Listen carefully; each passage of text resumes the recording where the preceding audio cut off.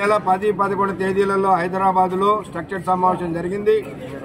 ఆ సమావేశంలో కొన్ని సమస్యల పరిష్కారానికి యాజమాన్యం అంగీకరించింది.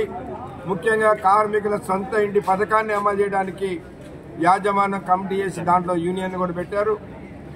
కార్మికులకు ఇన్కమ్ ట్యాక్స్ అలవెన్సుల మీద కంపెనీ పేమెంట్ చేయడానికి అంగీకరించి గవర్నమెంట్ అప్రూవల్కి రాయడం జరుగుతూ ఉంది.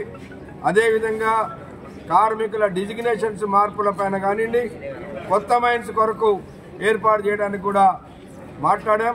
ఈ సమస్యల పరిష్కారానికి యాజమాన్యం అంగీకరించింది.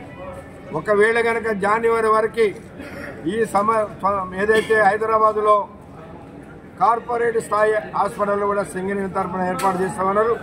గోదావరికంలో గుండె హాస్పిటల్, క్యాథలాబ్ హాస్పిటల్ని డిసెంబర్ నెలలో ప్రారంభిస్తామన్నారు. ఈ సమస్యలు పరిష్కారం చేయకపోతే జనవరి నెలలో కార్మికులందరూ కూడా పోరాడానికి సిద్ధంగా ఉండాలని ఏఐటీసీగా విజ్ఞప్తి చేస్తాము.